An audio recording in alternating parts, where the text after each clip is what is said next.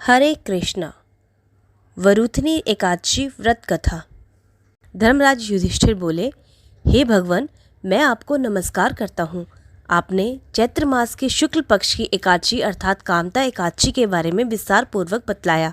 अब आप कृपा करके विशाख कृष्ण एकादशी का क्या नाम है तथा उसकी क्या विधि एवं महात्म्य है वो भी बतलाइए। भगवान श्री कृष्ण ने कहा, हे राजेश्वर, वैशाख मास के कृष्ण पक्ष की एकादशी को वरुथनी एकादशी के नाम से जाना जाता है। यह सौभाग्य देने वाली, सब पापों को नष्ट करने वाली तथा अंत में मोक्ष देने वाली है। इसके महात्म्य कथा मैं आपसे कहता हूँ। प्राचीन काल में नर्मदा नदी के तट पर मानधाता नामक राजा राज्य करते थे। वह अत्यंत दानशील तथा तपस्वी थे। एक दिन जब वह जंगल में तपस्या कर रहे थे, तभी ना जाने कहां से एक जंगली भालू आया और राजा के पैर चबाने लगा। राजा पूर्ववत अपनी तपस्या में लीन रहे।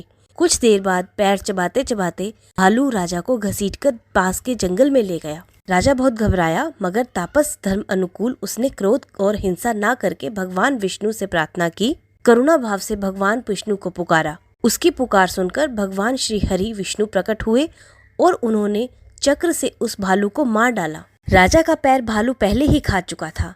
इससे राजा बहुत शोकाकुल हुए। उन्हें दुखी देखकर भगवान विष्णु बोले, हे वत्स, शोक मत करो, तुम मथुरा जाओ और वरुथनी एकादशी का व्रत रखकर मेरी वराह अवतार मूर्ति की पूजा करो। उसके प्रभाव से पुनः सुदृढ़ अंगों वाले हो जाओगे। इस भालू ने जो तुम्हें काटा है वह तुम्हारे पूर्व जन्म का अपराध था।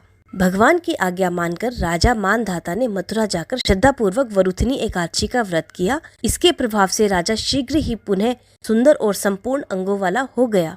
इसी एकादशी के प्रभाव से राजा मानधाता स्वर्ग गए थे। जो भी व्यक्ति भय से पीड़ित है, उसे वरुथनी एकादशी का व्रत रखकर भगवान विष्णु का स्मरण करना चाहिए। इस व्रत को करने से समस्त पापों का नाश होता है और अंत में मोक्ष की प्राप्ति होती है।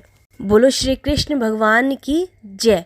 अब व्रत कैसे रखना है, उसके नियम। एकादशी का व्रत करने वाले को एकादशी तिथि के पहले सूर्यास्त से लेकर एकादशी के अगले सूर्योदय तक उपवास रखना पड़ता है। इस दिन सुबह उठकर स्नान आदि कर साफ कपड़े धारण करें, व्रत का संकल्प ले, व्रत की कथा सुने, घर के मंदिर में भगवान श्री विष्णु, माता लक्ष्मी, श्री कृष्ण, दामोदर स्वरूप का विधि विधान से पूजन करें। इस दिन व्रत रखने वाले को अन्न न खाकर फल खाने चाहिए। इस दिन तुलसी के पत्ते नहीं तोड़ने चाहिए। ब्रह्मचर्य का पालन करना चाहिए।